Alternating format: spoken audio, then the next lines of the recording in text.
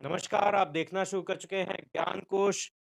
जिस प्रकार से यूक्रेन और रूस के बीच में जो युद्ध छिड़ा है, उसमें जो भारतीय स्टूडेंट वहाँ पे फँसे हुए हैं, उनके परिवार और वो स्टूडेंट परेशान हैं, उसी को देखते हुए उत्तर प्रदेश के पीलीभीत जिले के पूरनपुर कस्बे में हैदर जो हैं, ये यूक्रेन में पिछले 7-8 दिन से वहाँ पे फँसे हुए थे, बंकर में रहते थे। लगातार हम सुन रहे थे, खार्किव में हमला हो रहा है, गोलाबारी हो रही है, ये उन सिचुएशन में वहाँ थे। कल ही इनकी अपने वतन वापसी हुई है। तो हैदर, कैसा महसूस कर रहे हैं अपने वतन आके? हाँ, घर पे आके तो बहुत ही अच्छा फ़ील हो रहा है।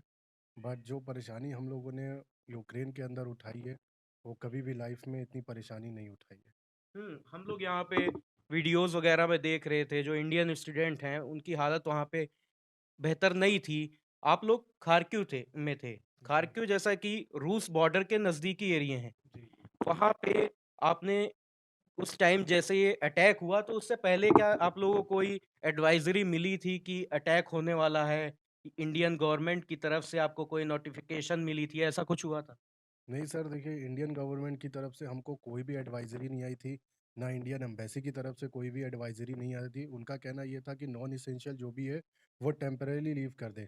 अब टेम्परेरी लीव करने का मतलब उनका कहने का स्टेटमेंट नहीं समझ में आ रहा था और हम लोग भी जो स्टूडेंट्स थे वहाँ पे, वो पीएमओ इंडिया और नरेंद्र मोदी जी का ट्विटर अकाउंट चेक करते रहते थे कि कोई ट्वीट आए क्योंकि जब बिडेन ने ट्वीट किया था, तो हम लोग चेक करते थे बट कोई ट्वीट नहीं आया था। मतलब इंडियन गवर्नमेंट की तरफ से कोई रिस्पॉन्स कोई ऐसा नहीं मिल रहा था, कोई जिससे रिस्पॉन्स आप नहीं लोग मिला। अलर्ट होते।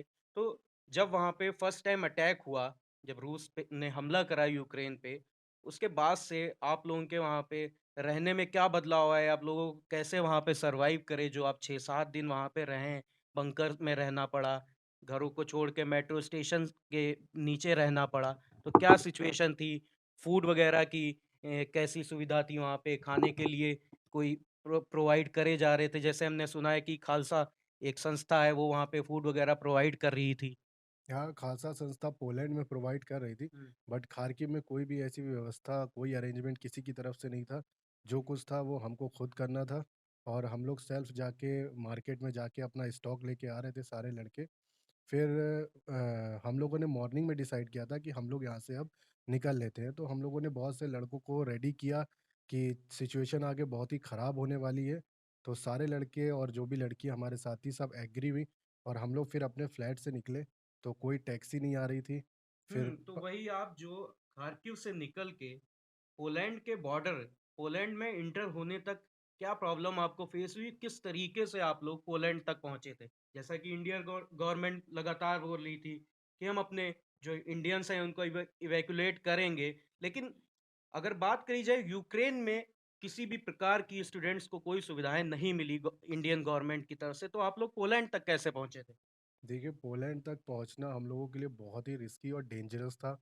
जैसे-तैसे करके हम लोग ने हिम्मत की और हम लोग जब फ्लैट से निकले थे तो 15 किलोमीटर रेलवे स्टेशन था वहाँ पे। तो टैक्सी नहीं हुई, हम लोगों ने इंतज़ार किया 1 घंटा, फिर सारे लड़के जो भी थे सब एग्री हुए और पैदल चलने के लिए हम लोग 15 किलोमीटर तक रेलवे स्टेशन वॉर ज़ोन से निकल के बम्बारिंग हो रही थी और गोले, बारूद, बंदूक सारी चलाई जा रही थी और मिलिट्री भी रशियन हम लोगों को मिली थी हुँ। खार्किव के सेंटर में।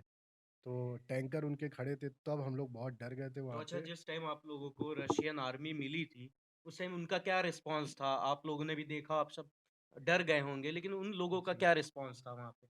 रशियन आर्मी जब हम लोगों को दिखी थी तो हम लोग डर गए थे और वो हम लोगों को देख रही थी। बट उनको भी लग रहा था कि हाँ, ये स्टूडेंट्स हैं, ये जा रहे हैं। उन्होंने कुछ नहीं कहा हम लोगों से। बट हम लोगों ने अपना रास्ता चेंज कर दिया था। बिल्डिंग के पीछे से निकले थे, वहीं से फिर एक टैक्सी वाला हम लोगों को मिला। हुँ। उससे हमने बहुत रिक्वेस्ट की कि हमें ले चलो, तो वो एग्री हुआ। उसकी कार में हम सारे लड़के लोग बैठे। फिर उसने हमको जो वोकज़ाल वहाँ का रेलवे स्टेशन है, वहाँ पे उसने ड्रॉप किया हम लोगों को। अच्छा, जैसा कि हम लोग यहाँ पे कुछ अब ये सुन रहे हैं, अफ़वाहें या सच ये आप बेहतर बता सकते हैं। वहाँ पे ये सुनने में आ रहा था कि जो पोलैंड और यूक्रेन का बॉर्डर है, वहाँ पे स्टूडेंट्स से पैसे लिए जा रहे हैं, तब उनको बॉर्डर क्रॉस करने दिया जा रहा है। इन बातों में कितनी सच्चाई है? नहीं देखिए, पैसे तो नहीं लिए गए किसी भी बॉर्डर पे। हाँ, ट्रेन में चढ़ाने के लिए बहुत से $800 पे किए किसी ने $900 पे किए।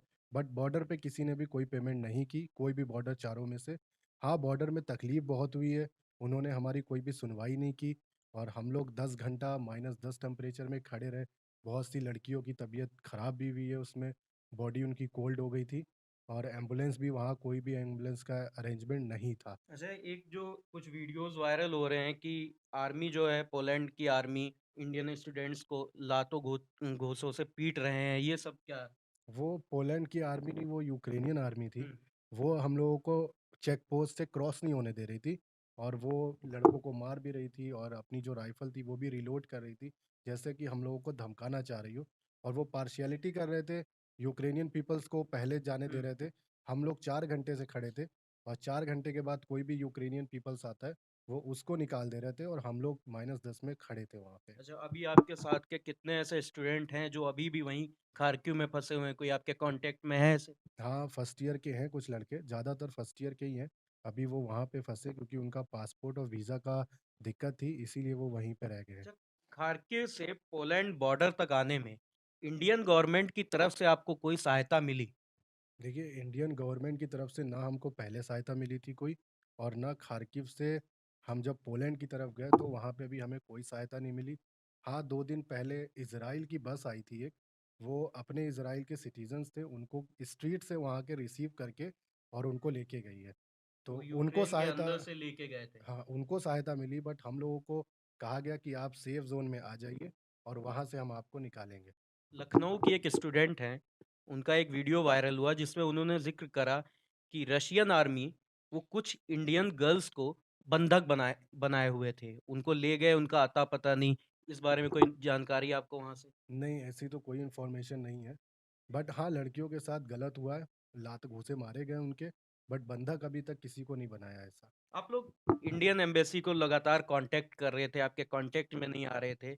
उस टाइम एक क्या माइंडसेट था इंडियन गवर्नमेंट, इंडियन एम्बेसी को लेके आप लोगों का? इंडियन एम्बेसी हमारे यहाँ हेड है हरदीप सिंह, उनके अंडर में सारे इंडियन स्टूडेंट्स आते हैं खार्किव के। उनका कॉन्टैक्ट इंडियन एम्बेसी से है। वो भी रेगुलर पोस्ट कर रहे थे कि इंडियन एम्बेसी जब कोई जवाब नहीं दे रही है तो मैं क्या कर सकता हूँ? मेरे हाथ में कुछ भी नहीं है, मैं उस पोजीशन में नहीं हूँ कि कुछ कर पाऊँ। इंडियन एम्बेसी को हम लोगों ने कॉल भी किया, ट्वीट्स भी किए, बट इंडियन एम्बेसी कोई भी रिस्पॉन्स, कोई एक्शन नहीं लेना चाह रही थी अपने ऊपर। और तभी फिर हम लोगों ने ये सेल्फ डिसीज़न लिया कि हम लोगों को खुद निकलना पड़ेगा। फर्स्ट ईयर के लड़कों की कॉल आई मेरे पास जिस दिन हम निकलने वाले थे। वो यही कह रहे थे कि भैया हमें ले चलो। बहुत रो रहे थे वो लोग, बट उनका पासपोर्ट और उनका जो वीज़ा एक्सपायर हो चुका था, तो उनको लाना भी रिस्की हो रहा था। एक बीजेपी के मिनिस्टर हैं, प्रहलाद जोशी। अभी उन्होंने 2-3 दिन पहले एक विवादित बयान दिया। उन्होंने कहा, जो इंडियंस सीपीएमटी क्वालीफाई नहीं कर पाते हैं, वो दूसरे देशों की ओर जाते हैं पढ़ाई करने। तो क्या लगता है आपको इनकी उनकी ये बात, क्योंकि बहुत से स्टूडेंट्स को बुरी लगी है। आपका क्या सोचना है इस बात पे?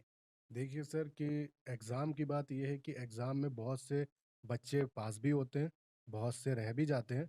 डिपेंड करता है कि कितने मार्क्स आ रहे हैं आपके। बट एक रिज़र्वेशन और कोटा के तहत ये हो जाता है कि हमारे अगर मेरे थर्ड अटेम्प्ट में 450 नंबर थे और मेरे ही एक फ्रेंड था उसके 200 नंबर थे।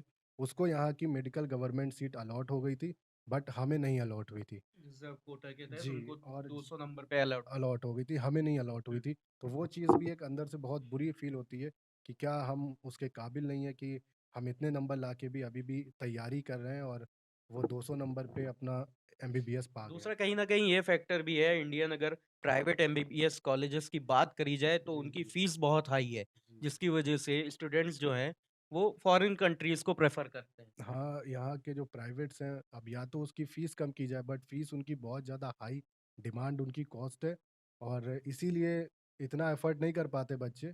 इसीलिए वो जब सेम एजुकेशन है, हाँ, प्रैक्टिकल का थोड़ी-सी दिक्कत होती है, क्योंकि इंडिया का प्रैक्टिस ट्रेनिंग अलग है, वहाँ हुँ। की अलग है, बट एजुकेशन सेम है, क्योंकि जो सिलेबस यहाँ का है, वही सिलेबस वहाँ का है। इसीलिए जब एफ़र्ट इतना नहीं कर पाना है, तो फिर यूक्रेन और किर्गिस्तान इधर निकल जाते हैं बच्चे। एक चीज़ और भी, जब हमने देखा है इंडियन स्टूडेंट्स पोलैंड से एयरफ़ोर्स के विमान में बैठे हैं, तो उनसे कुछ नारे लगवाए जा रहे हैं, मोदी, योगी, इस तरीके की। तो आप जब पोलैंड पहुँचे और आपने इंडियन एयरफ़ोर्स के आप प्लेन में बैठे, तब क्या इस तरीके की कोई बात वहाँ भी हुई? हाँ सर, हमसे पहले जो C-17 गया था, हुँ, उसमें नारे लगाए थे। तो उसमें जब मोदी जी का नाम लिया तो ये बच्चों ने नहीं बोला था हुँ। जिंदाबाद। बट जब हमारी फ्लाइट आई C-17 तो उसमें नारे नहीं लगाए थे उन्होंने। उन्होंने सिर्फ जय हिंद बोला था और सारे बच्चों ने जय हिंद ही बोला था। आप क्या आपका पर्सनल विचार क्या है इस पे जिस तरीके से यूक्रेन में हुए युद्ध में इंडियन गवर्नमेंट अभी तक जो एक्शन ले रही है, क्या लगता है अभी तक इंडियन गवर्नमेंट ने सही से एक्शन लिया है अपने नागरिकों को वापस लाने में? देखिए, अभी भी लोग ठीक है, जो लोग जो बातें कर रहे हैं, एक्शन लेने का टाइम ठीक है, अभी भी नहीं लिया तो अभी एक्शन लिए। जो लोग वहाँ फँसे हैं, उनको निकालिए। बट वो भी उनसे भी यही कहा जा रहा है कि आप पोलैंड, हंगरी और इस पे आ जाइए। हुँ, अगर हमें सेफ ज़ोन में जाना ही है, तो फिर हम अपने रिस्क पे जा रहे हैं जान बिल्कुल। बचा के। हुँ, और वहाँ से फिर गवर्नमेंट का रोल ही नहीं है कोई। जब हम एक जगह सेफ ज़ोन में पहुँच गए, तो वहाँ से हम अपना टिकट करा के भी आ सकते हैं। वहाँ हम कहीं भी रह सकते हैं क्योंकि अब तो हम सेफ सेफ हैं। ज़ोन से तो आप अपने खुद के रिस्क पे आए हैं। वहाँ पे अगर देखा जाए तो सरकार की तरफ से कोई सहायता नहीं मिली। नहीं, वहाँ पे जो अनसेफ ज़ोन था, वॉर ज़ोन था, हुँ, वहाँ पे तो कोई भी हम लोग को कोई भी फैसिलिटी नहीं। सारा रिस्क हमारे खुद के ऊपर था कि ज़िंदगी है या मौत है। मर गए तो भी खुद के ऊपर है और ज़िंदगी है तो भी खुद के ऊपर है। और इसी के बीच एक लड़के की डेथ भी हुई और एक लड़के को अटैक भी पड़ा है, एक लड़की इंजर्ड है। तो वो सब अपने रिस्क पे, उनके लिए हुँ। गवर्नमेंट ज़िम्मेदारी नहीं ले रही है। अगर गवर्नमेंट कह दे कि हाँ, हम उसकी मौत के ज़िम्मेदार हम हैं, तब हम कहेंगे कि ठीक है, हमको निकालने के लिए ज़िम्मेदार भी तुम हो। जी। तो ये थे हैदर हमारे साथ में जो कल ही यूक्रेन वॉर ज़ोन से वापस आए हैं। मैं आखिरी में एक बात बोलना चाहूँगा, जो मोदी सरकार अपना 56 इंच के सीने की लगातार बात करती है, हम दावे करते हैं, हम पाकिस्तान पे एयर स्ट्राइक के दावे करते हैं, लेकिन यूक्रेन में जो हमारे इंडियन स्टूडेंट्स फँसे हुए हैं, अगर हमें सच में उनकी फ़िक्र है, तो हमें उनको यूक्रेन से वापस लाना होगा। सेफ ज़ोन में आके तो चाहे तो अपने खर्चे से भी आ सकते हैं। हम बड़े-बड़े दावे कर रहे हैं, हमने यूक्रेन से स्टूडेंट्स को वापस लाया, दूसरी सरकार पे हम ब्लेम करते हैं, लेकिन 1990 में जब कुवैत पे ईरान ने हमला करा था, तो भारत की जो मौजूदा सरकार थी, 2 महीने के अंदर 1,70,000 लोगों को भारत वापस लाया गया था। लेकिन सरकार की तरफ से अगर हम बयान सुने, तो उनके जो नेता हैं, वो लगातार ऐसे बयान दे रहे हैं, जिससे कि स्टूडेंट्स और उनके परिवार में एक पार्टी को लेके एक क्रोध-सा है।